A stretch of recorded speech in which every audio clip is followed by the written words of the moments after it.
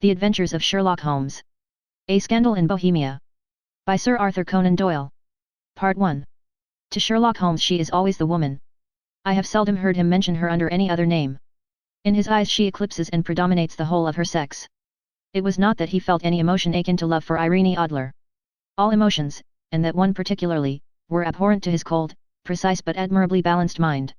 He was, I take it, the most perfect reasoning and observing machine that the world has seen, but as a lover he would have placed himself in a false position. He never spoke of the softer passions, save with a jibe and a sneer. They were admirable things for the observer, excellent for drawing the veil from men's motives and actions. But for the trained reasoner to admit such intrusions into his own delicate and finely adjusted temperament was to introduce a distracting factor which might throw a doubt upon all his mental results. Grit in a sensitive instrument, or a crack in one of his own high-power lenses, would not be more disturbing than a strong emotion in a nature such as his. And yet there was but one woman to him, and that woman was the late Irene Adler, of dubious and questionable memory. I had seen little of Holmes lately. My marriage had drifted us away from each other. My own complete happiness, and the home-centered interests which rise up around the man who first finds himself master of his own establishment, were sufficient to absorb all my attention, while Holmes, who loathed every form of society with his whole Bohemian soul, remained in our lodgings in Baker Street, buried among his old books, and alternating from week to week between cocaine and ambition, the drowsiness of the drug, and the fierce energy of his own keen nature. He was still, as ever, deeply attracted by the study of crime, and occupied his immense faculties and extraordinary powers of observation in following out those clues, and clearing up those mysteries which had been abandoned as hopeless by the official police. From time to time I heard some vague account of his doings, of his summons to Odessa in the case of the Trepoff murder, of his clearing up of the singular tragedy of the Atkinson brothers at Trincomalee, and finally of the mission which he had accomplished so delicately and successfully for the reigning family of Holland. Beyond these signs of his activity, however, which I merely shared with all the readers of the daily press, I knew little of my former friend and companion. One night, it was on the 20th of March, 1888, I was returning from a journey to a patient, for I had now returned to civil practice, when my way led me through Baker Street. As I passed the well-remembered door, which must always be associated in my mind with my wooing, and with the dark incidents of the study in scarlet, I was seized with a keen desire to see Holmes again, and to know how he was employing his extraordinary powers. His rooms were brilliantly lit, and, even as I looked up, I saw his tall, spare figure pass twice in a dark silhouette against the blind. He was pacing the room swiftly, eagerly, with his head sunk upon his chest and his hands clasped behind him. To me, who knew his every mood and habit, his attitude and manner told their own story. He was at work again. He had risen out of his drug-created dreams and was hot upon the scent of some new problem. I rang the bell and was shown up to the chamber which had formerly been in part my own. His manner was not effusive. It seldom was, but he was glad, I think, to see me. With hardly a word spoken, but with a kindly eye, he waved me to an armchair, threw across his case of cigars, and indicated a spirit case and a gasogene in the corner. Then he stood before the fire and looked me over in his singular introspective fashion. "Wedlock suits you," he remarked. "I think, Watson, that you have put on 7.5 pounds since I saw you." 7. I answered. "Indeed, I should have thought a little more." "Just a trifle more, I fancy, Watson." "And in practice again, I observe. You did not tell me that you intended to go into harness." "Then, how do you know?" "I see it, I deduce it." "How do I know that you have been getting yourself very wet lately, and that you have a most clumsy and careless servant girl?" "My dear Holmes," said I, "this is too much. You would certainly have been burned, had you lived a few centuries ago. It is true that I had a country walk on Thursday and came home in a dreadful mess, but as I have changed my clothes I can't imagine how you deduce it. As to Mary Jane, she is incorrigible, and my wife has given her notice, but there, again, I fail to see how you work it out." He chuckled to himself and rubbed his long, nervous hands together. "It is simplicity itself," said he. "My eyes tell me that on the inside of your left shoe, just where the firelight strikes it, the leather is scored by 6 almost parallel cuts. Obviously they have been caused by someone who has very carelessly scraped round the edges of the sole in order to remove crusted mud from it. Hence, you see, my double deduction that you had been out in vile weather, and that you had a particularly malignant boot-slitting specimen of the London slavey. As to your practice, if a gentleman walks into my room smelling of iodoform, with a black mark of nitrate of silver upon his right forefinger, and a bulge on the right side of his top hat to show where he has secreted his stethoscope, I must be dull, indeed, if I do not pronounce him to be an active member of the medical profession." I could not help laughing at the ease with which he explained his process of deduction. "When I hear you give your reasons," I remarked, "the thing always appears to me to be so ridiculously simple that I could easily do it myself, though at each successive instance of your reasoning I am baffled until you explain your process." And yet I believe that my eyes are as good as yours. Quite so, he answered, lighting a cigarette, and throwing himself down into an armchair. You see, but you do not observe. The distinction is clear. For example, you have frequently seen the steps which lead up from the hall to this room. Frequently. How often? Well, some hundreds of times. Then how many are there? How many? I don't know. Quite so. You have not observed. And yet you have seen. That is just my point. Now, I know that there are 17 steps, because I have both seen and observed. By the way, since you are interested in these little problems, and since you are good enough to chronicle one or two of my trifling experiences, you may be interested in this. He threw over a sheet of thick, pink-tinted notepaper which had been lying open upon the table. It came by the last post, said he. Read it aloud. The note was undated, and without either signature or address.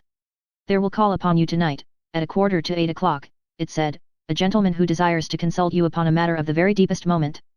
Your recent services to one of the royal houses of Europe have shown that you are one who may safely be trusted with matters which are of an importance which can hardly be exaggerated. This account of you we have from all quarters received. Be in your chamber then at that hour, and do not take it amiss if your visitor wear a mask. This is indeed a mystery, I remarked. What do you imagine that it means? I have no data yet. It is a capital mistake to theorize before one has data. Insensibly one begins to twist facts to suit theories, instead of theories to suit facts. But the note itself. What do you deduce from it? I carefully examined the writing, and the paper upon which it was written. The man who wrote it was presumably well-to-do, I remarked, endeavoring to imitate my companion's processes. Such paper could not be bought under half a crown a packet. It is peculiarly strong and stiff. Peculiar, that is the very word, said Holmes. It is not an English paper at all. Hold it up to the light. I did so, and saw a large E with a small g, a P, and a large G with a small t woven into the texture of the paper. What do you make of that? Asked Holmes. The name of the maker, no doubt, or his monogram, rather. Not at all. The G with the small t stands for Gesellschaft, which is the German for company. It is a customary contraction like RCOP, of course, stands for papier. Now for the EG. Let us glance at our Continental Gazetteer. He took down a heavy brown volume from his shelves. Eglo, Eglinitz, here we are, Egria. It is in a German-speaking country, in Bohemia, not far from Carlsbad. Remarkable as being the scene of the death of Wallenstein, and for its numerous glass factories and paper mills. Ha, ha, my boy, what do you make of that? His eyes sparkled, and he sent up a great blue triumphant cloud from his cigarette. The paper was made in Bohemia, I said. Precisely. And the man who wrote the note is a German. Do you note the peculiar construction of the sentence, this account of you we have from all quarters received? A Frenchman or Russian could not have written that. It is the German who is so uncourteous to his verbs. It only remains, therefore, to discover what is wanted by this German who writes upon Bohemian paper and prefers wearing a mask to showing his face. And here he comes, if I am not mistaken, to resolve all our doubts. As he spoke there was the sharp sound of horses' hoofs and grating wheels against the curb, followed by a sharp pull at the bell. Holmes whistled. A pair, by the sound, said he. Yes, he continued, glancing out of the window. A nice little brougham and a pair of beauties. 150 guineas apiece. There's money in this case, Watson, if there is nothing else. I think that I had better go, Holmes. Not a bit, Doctor. Stay where you are. I am lost without my Boswell. And this promises to be interesting. It would be a pity to miss it. But your client? Never mind him. I may want your help, and so may he. Here he comes. Sit down in that armchair, Doctor, and give us your best attention. A slow and heavy step, which had been heard upon the stairs and in the passage, paused immediately outside the door. Then there was a loud and authoritative tap. Come in, said Holmes. A man entered who could hardly have been less than 6 feet 6 inches in height, with the chest and limbs of a Hercules. His dress was rich with a richness which would, in England, be looked upon as akin to bad taste. Heavy bands of astrakhan were slashed across the sleeves and fronts of his double-breasted coat, while the deep blue cloak which was thrown over his shoulders was lined with flame-colored silk and secured at the neck with a brooch which consisted of a single flaming barrel. Boots which extended halfway up his calves, and which were trimmed at the tops with rich brown fur, completed the impression of barbaric opulence which was suggested by his whole appearance. He carried a broad-brimmed hat in his hand, while he wore across the upper part of his face, extending down past the cheekbones, a black visored mask, which he had apparently adjusted that very moment, for his hand was still raised to it as he entered. From the lower part of the face he appeared to be a man of strong character, with a thick, hanging lip and a long, straight chin suggestive of resolution pushed to the length of obstinacy. You had my note, he asked with a deep harsh voice and a strongly marked German accent. I told you that I would call. He looked from one to the other of us, as if uncertain which to address. Pray take a seat, said Holmes. This is my friend and colleague, Dr. Watson, who is occasionally good enough to help me in my cases. Whom have I the honor to address? You may address me as the Count von Kram, a Bohemian nobleman. I understand that this gentleman, your friend, is a man of honor and discretion, whom I may trust with a matter of the most extreme importance.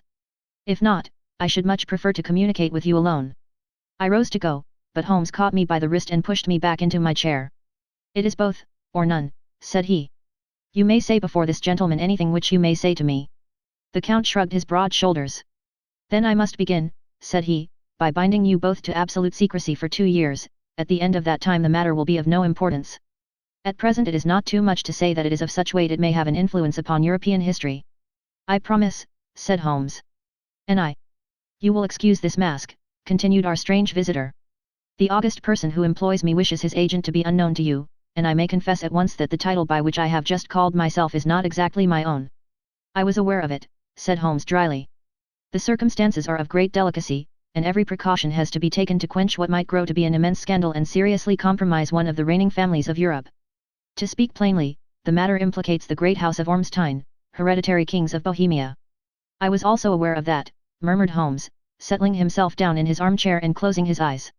Our visitor glanced with some apparent surprise at the languid, lounging figure of the man who had been no doubt depicted to him as the most incisive reasoner and most energetic agent in Europe. Holmes slowly reopened his eyes and looked impatiently at his gigantic client. If your Majesty would condescend to state your case, he remarked, I should be better able to advise you. The man sprang from his chair and paced up and down the room in uncontrollable agitation. Then, with a gesture of desperation, he tore the mask from his face and hurled it upon the ground. You are right, he cried, I am the king. Why should I attempt to conceal it? Why, indeed, murmured Holmes. Your Majesty had not spoken before I was aware that I was addressing Wilhelm Gottsreich Sigismund von Ormstein, Grand Duke of Cassel-Felstein, and hereditary king of Bohemia. But you can understand, said our strange visitor, sitting down once more and passing his hand over his high white forehead, you can understand that I am not accustomed to doing such business in my own person. Yet the matter was so delicate that I could not confide it to an agent without putting myself in his power. I have come incognito from Prague for the purpose of consulting you.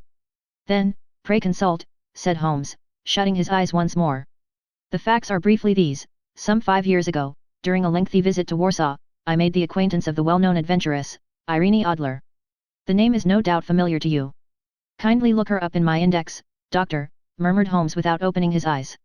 For many years he had adopted a system of docketing all paragraphs concerning men and things, so that it was difficult to name a subject or a person on which he could not at once furnish information.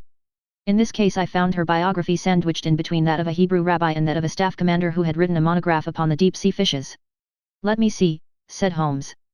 Born in New Jersey in the year 1858. Contralto, La Scala, Prima donna Imperial Opera of Warsaw, yes. Retired from operatic stage, Living in London, quite so. Your Majesty, as I understand, became entangled with this young person, wrote her some compromising letters, and is now desirous of getting those letters back. Precisely so. But how? Was there a secret marriage? None. No legal papers or certificates? None. Then I fail to follow your Majesty. If this young person should produce her letters for blackmailing or other purposes, how is she to prove their authenticity? There is the writing. Pooh. Forgery. My private note paper. Stolen. My own seal. Imitated. My photograph. Bought. We were both in the photograph. Oh, dear. That is very bad. Your Majesty has indeed committed an indiscretion. I was mad, insane. You have compromised yourself seriously. I was only Crown Prince then. I was young. I am but 30 now. It must be recovered. We have tried and failed. Your Majesty must pay. It must be bought. She will not sell. Stolen, then. 5 attempts have been made. Twice burglars in my pay ransacked her house. Once we diverted her luggage when she travelled. Twice she has been waylaid. There has been no result. No sign of it. Absolutely none. Holmes laughed. It is quite a pretty little problem, said he. But a very serious one to me, returned the king reproachfully. Very, indeed. And what does she propose to do with the photograph? To ruin me. But how?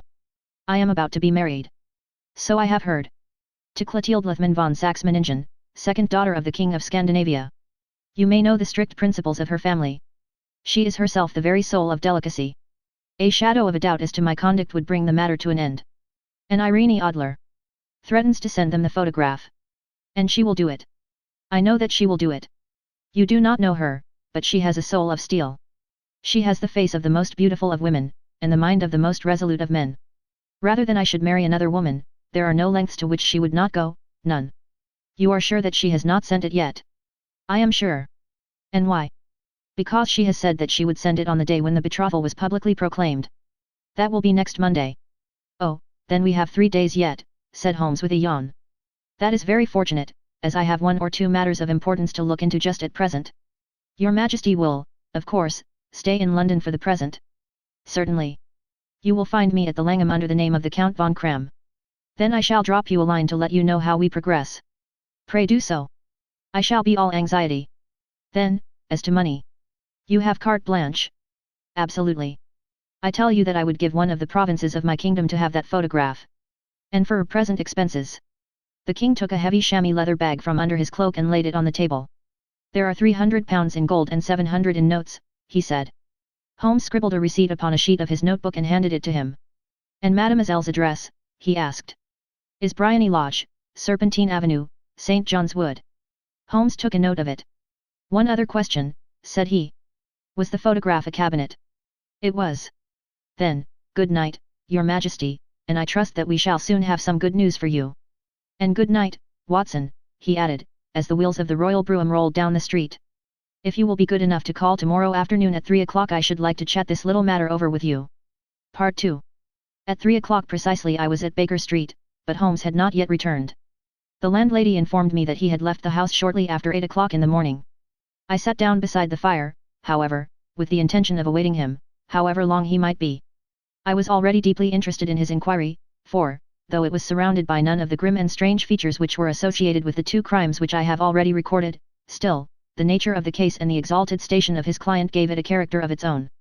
Indeed, apart from the nature of the investigation which my friend had on hand, there was something in his masterly grasp of a situation, and his keen, incisive reasoning, which made it a pleasure to me to study his system of work, and to follow the quick, subtle methods by which he disentangled the most inextricable mysteries.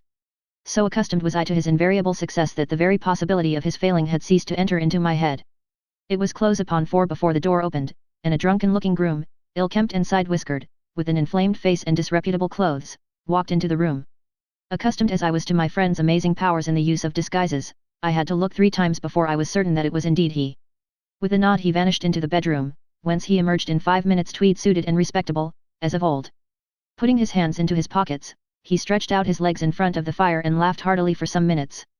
Well, really, he cried, and then he choked and laughed again until he was obliged to lie back, limp and helpless, in the chair. What is it? It's quite too funny. I am sure you could never guess how I employed my morning, or what I ended by doing. I can't imagine. I suppose that you have been watching the habits, and perhaps the house, of Miss Irene Adler. Quite so, but the sequel was rather unusual. I will tell you, however. I left the house a little after 8 o'clock this morning in the character of a groom out of work. There is a wonderful sympathy and freemasonry among horsey men. Be one of them, and you will know all that there is to know.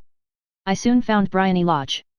It is a bijou villa, with a garden at the back, but built out in front right up to the road, 2 stories. Chubb locked to the door. Large sitting room on the right side, well furnished, with long windows almost to the floor, and those preposterous English window fasteners which a child could open. Behind there was nothing remarkable, save that the passage window could be reached from the top of the coach house. I walked round it and examined it closely from every point of view, but without noting anything else of interest. I then lounged down the street and found, as I expected, that there was a mews in a lane which runs down by one wall of the garden. I lent the ostlers a hand in rubbing down their horses, and received in exchange 2pence, a glass of half and half, 2 fills of shag tobacco, and as much information as I could desire about Miss Adler, to say nothing of half a dozen other people in the neighbourhood in whom I was not in the least interested, but whose biographies I was compelled to listen to. And what of Irene Adler? I asked. Oh, she has turned all the men's heads down in that part. She is the daintiest thing under a bonnet on this planet. So say the Serpentine Mews, to a man. She lives quietly, sings at concerts, drives out at 5 every day, and returns at 7 sharp for dinner. Seldom goes out at other times, except when she sings. Has only one male visitor, but a good deal of him. He is dark, handsome, and dashing, never calls less than once a day, and often twice. He is a Mr. Godfrey Norton, of the Inner Temple. See the advantages of a cabman as a confidant. They had driven him home a dozen times from Serpentine Mews, and knew all about him. When I had listened to all they had to tell, I began to walk up and down near Briony Lodge once more, and to think over my plan of campaign.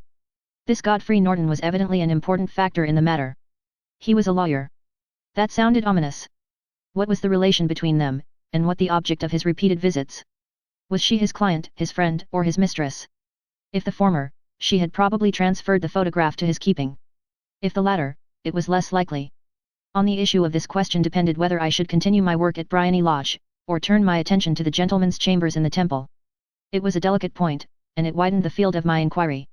I fear that I bore you with these details, but I have to let you see my little difficulties, if you are to understand the situation.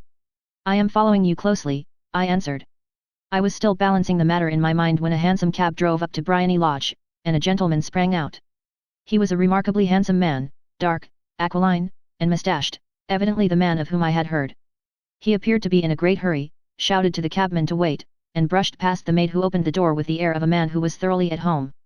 He was in the house about half an hour, and I could catch glimpses of him in the windows of the sitting room, pacing up and down, talking excitedly, and waving his arms. Of her I could see nothing.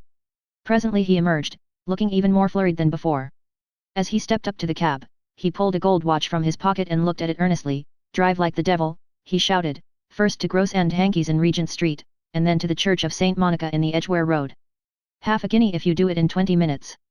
Away they went, and I was just wondering whether I should not do well to follow them when up the lane came a neat little landau, the coachman with his coat only half buttoned, and his tie under his ear, while all the tags of his harness were sticking out of the buckles. It hadn't pulled up before she shot out of the hall door and into it. I only caught a glimpse of her at the moment, but she was a lovely woman, with a face that a man might die for. "The Church of St. Monica, John," she cried, "and half a sovereign if you reach it in 20 minutes. This was quite too good to lose, Watson." I was just balancing whether I should run for it, or whether I should perch behind her landau when a cab came through the street. The driver looked twice at such a shabby fare, but I jumped in before he could object. "The Church of St. Monica," said I, "and half a sovereign if you reach it in 20 minutes. It was 25 minutes to 12, and of course it was clear enough what was in the wind. My cabby drove fast. I don't think I ever drove faster, but the others were there before us. The cab and the landau with their steaming horses were in front of the door when I arrived. I paid the man and hurried into the church. There was not a soul there save the two whom I had followed and a surpliced clergyman, who seemed to be expostulating with them. They were all three standing in a knot in front of the altar. I lounged up the side aisle like any other idler who has dropped into a church. Suddenly, to my surprise, the three at the altar faced round to me, and Godfrey Norton came running as hard as he could towards me. "Thank God," he cried. "You'll do. Come. Come." "What then?" I asked. "Come, man, come, only 3 minutes, or it won't be legal." I was half dragged up to the altar, and before I knew where I was I found myself mumbling responses which were whispered in my ear, and vouching for things of which I knew nothing, and generally assisting in the secure tying up of Irene Adler, spinster, to Godfrey Norton, bachelor. It was all done in an instant, and there was the gentleman thanking me on the one side and the lady on the other, while the clergyman beamed on me in front. It was the most preposterous position in which I ever found myself in my life, and it was the thought of it that started me laughing just now. It seems that there had been some informality about their license, that the clergyman absolutely refused to marry them without a witness of some sort, and that my lucky appearance saved the bridegroom from having to sally out into the streets in search of a best man. The bride gave me a sovereign, and I mean to wear it on my watch chain in memory of the occasion. "This is a very unexpected turn of affairs," said I, "and what then?" "Well, I found my plans very seriously menaced. It looked as if the pair might take an immediate departure, and so necessitate very prompt and energetic measures on my part. At the church door, however, they separated, he driving back to the temple, and she to her own house. "I shall drive out in the park at 5 as usual," she said as she left him. I heard no more. They drove away in different directions, and I went off to make my own arrangements. "Which are?" "Some cold beef and a glass of beer," he answered, ringing the bell. "I have been too busy to think of food, and I am likely to be busier still this evening. By the way, doctor, I shall want your cooperation." "I shall be delighted. You don't mind breaking the law?" "Not in the least." "Nor running a chance of arrest?" "Not in a good cause." "Oh, the cause is excellent. Then I am your man. I was sure that I might rely on you. But what is it you wish? When Mrs. Turner has brought in the tray I will make it clear to you. Now, he said as he turned hungrily on the simple fare that our landlady had provided, I must discuss it while I eat, for I have not much time. It is nearly 5 now.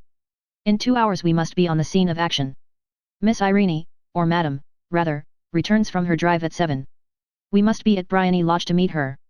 And what then? You must leave that to me. I have already arranged what is to occur.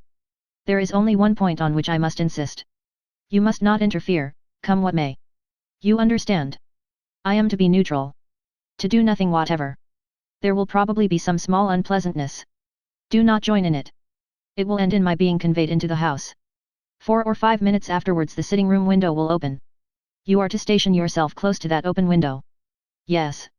You are to watch me, for I will be visible to you. Yes. And when I raise my hand, so, you will throw into the room what I give you to throw, and will, at the same time, raise the cry of fire. You quite follow me? Entirely. It is nothing very formidable, he said, taking a long cigar-shaped roll from his pocket. It is an ordinary plumber's smoke rocket, fitted with a cap at either end to make it self-lighting. Your task is confined to that. When you raise your cry of fire, it will be taken up by quite a number of people. You may then walk to the end of the street, and I will rejoin you in 10 minutes. I hope that I have made myself clear. I am to remain neutral, to get near the window, to watch you, and at the signal to throw in this object, then to raise the cry of fire, and to wait you at the corner of the street. Precisely. Then you may entirely rely on me. That is excellent. I think, perhaps, it is almost time that I prepare for the new role I have to play. He disappeared into his bedroom and returned in a few minutes in the character of an amiable and simple-minded nonconformist clergyman. His broad black hat, his baggy trousers, his white tie, his sympathetic smile, and general look of peering and benevolent curiosity were such as Mr. John Hare alone could have equalled. It was not merely that Holmes changed his costume. His expression, his manner, his very soul seemed to vary with every fresh part that he assumed. The stage lost a fine actor, even as science lost an acute reasoner, when he became a specialist in crime. It was 6:15 when we left Baker Street, and it still wanted 10 minutes to the hour when we found ourselves in Serpentine Avenue. It was already dusk, and the lamps were just being lighted as we paced up and down in front of Bryony Lodge, waiting for the coming of its occupant. The house was just such as I had pictured it from Sherlock Holmes' succinct description, but the locality appeared to be less private than I expected. On the contrary, for a small street in a quiet neighborhood, it was remarkably animated. There was a group of shabbily dressed men smoking and laughing in a corner, a scissors grinder with his wheel, 2 guardsmen who were flirting with a nurse girl, and several well-dressed young men who were lounging up and down with cigars in their mouths. You see, remarked Holmes, as we paced to and fro in front of the house, this marriage rather simplifies matters. The photograph becomes a double-edged weapon now. The chances are that she would be as averse to its being seen by Mr. Godfrey Norton, as our client is to its coming to the eyes of his princess. Now the question is, where are we to find the photograph? Where, indeed? It is most unlikely that she carries it about with her. It is cabinet size. Too large for easy concealment about a woman's dress. She knows that the king is capable of having her waylaid and searched. 2 attempts of the sort have already been made. We may take it, then, that she does not carry it about with her. Where, then? Her banker or her lawyer? There is that double possibility. But I am inclined to think neither. Women are naturally secretive, and they like to do their own secreting. Why should she hand it over to anyone else? She could trust her own guardianship, but she could not tell what indirect or political influence might be brought to bear upon a businessman. Besides, remember that she had resolved to use it within a few days. It must be where she can lay her hands upon it. It must be in her own house. But it has twice been burgled. Pshaw! They did not know how to look. But how will you look? I will not look. What then? I will get her to show me. But she will refuse. She will not be able to.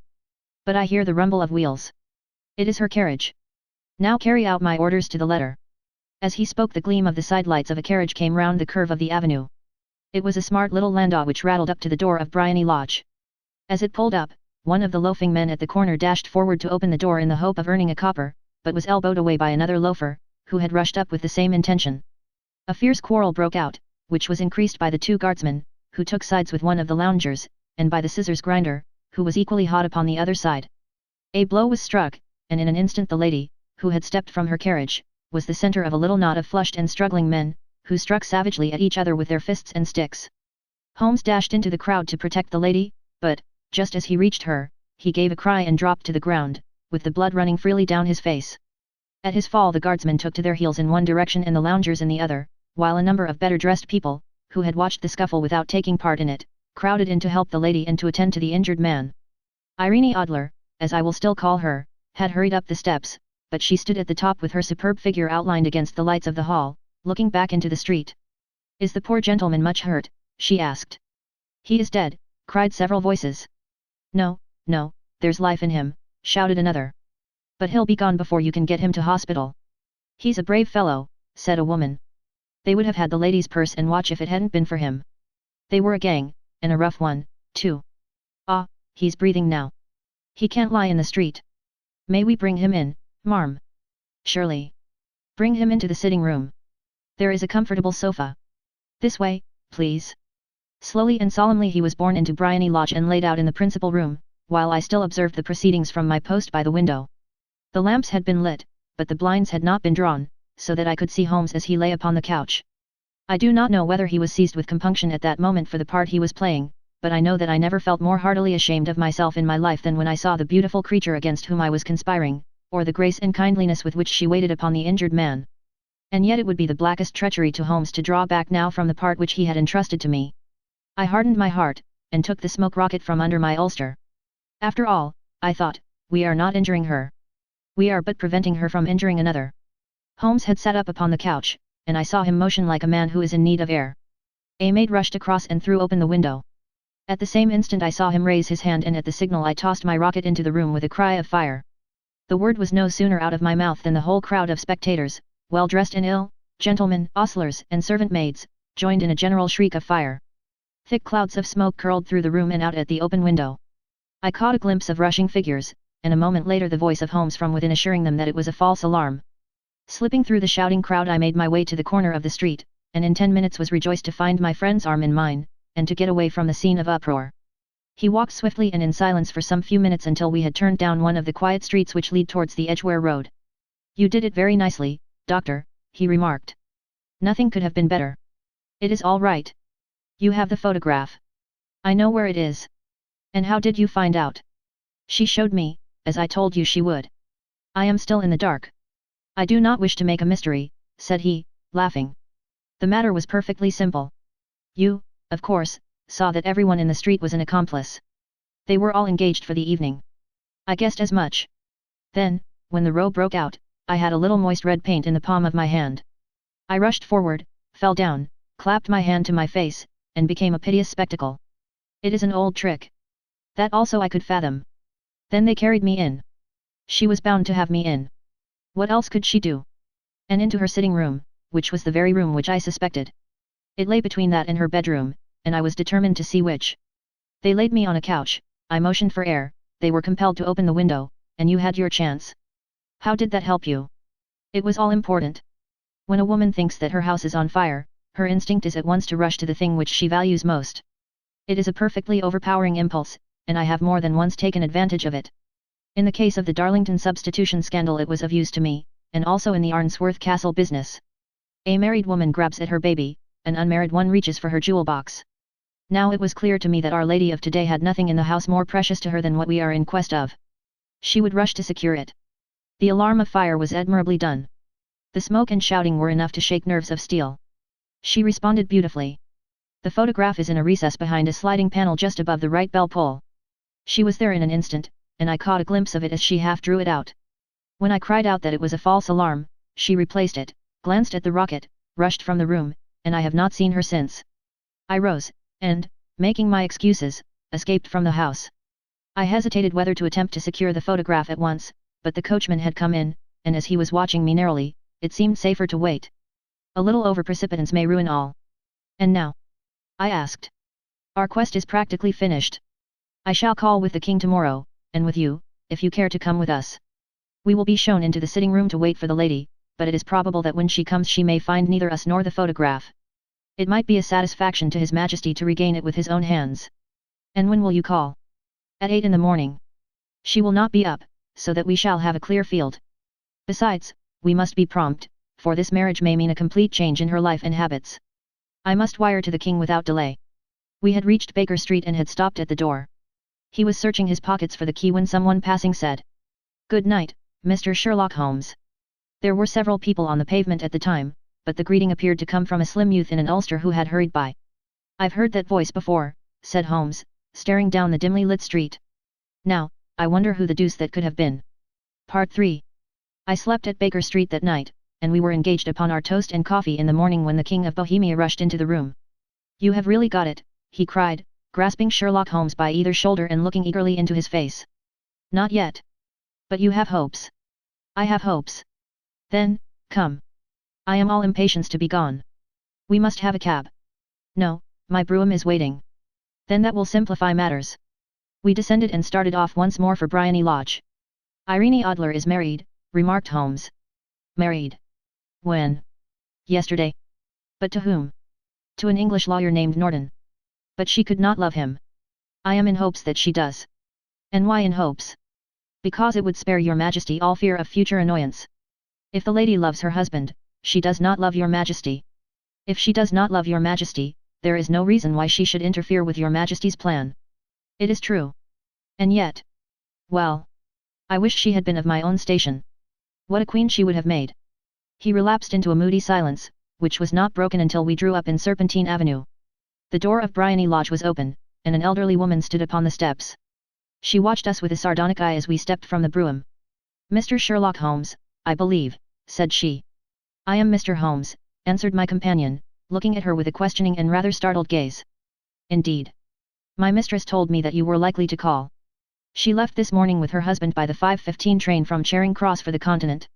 What? Sherlock Holmes staggered back, white with chagrin and surprise. Do you mean that she has left England? Never to return?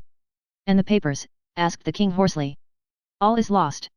We shall see. He pushed past the servant and rushed into the drawing room, followed by the king and myself. The furniture was scattered about in every direction, with dismantled shelves and open drawers, as if the lady had hurriedly ransacked them before her flight. Holmes rushed at the bell-pull, tore back a small sliding shutter, and, plunging in his hand, pulled out a photograph and a letter. The photograph was of Irene Adler herself in evening dress, the letter was superscribed to Sherlock Holmes, Esq. To be left till called for. My friend tore it open, and we all three read it together.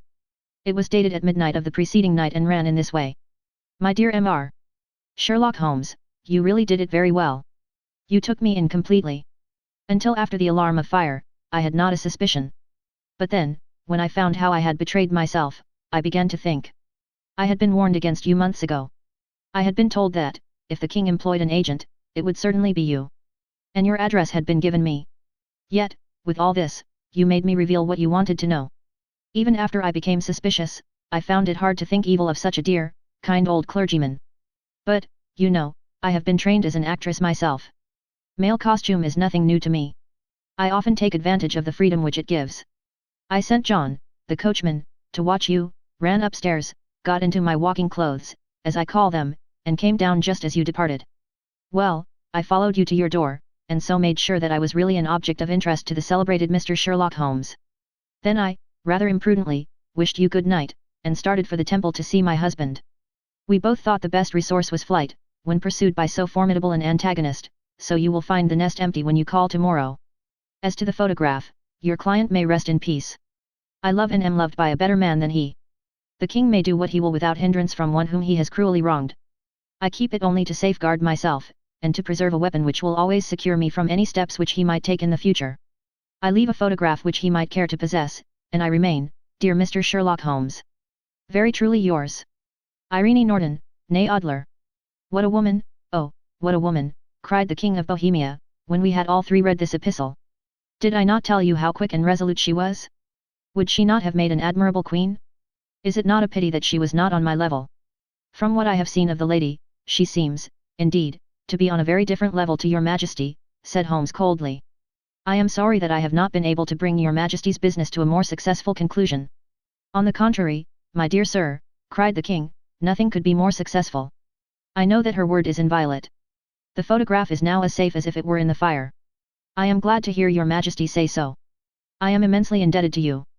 Pray tell me in what way I can reward you. This ring, he slipped an emerald snake ring from his finger and held it out upon the palm of his hand. Your Majesty has something which I should value even more highly, said Holmes. You have but to name it. This photograph. The king stared at him in amazement. Irene's photograph, he cried. Certainly, if you wish it. I thank your majesty. Then there is no more to be done in the matter. I have the honor to wish you a very good morning. He bowed, and, turning away without observing the hand which the king had stretched out to him, he set off in my company for his chambers.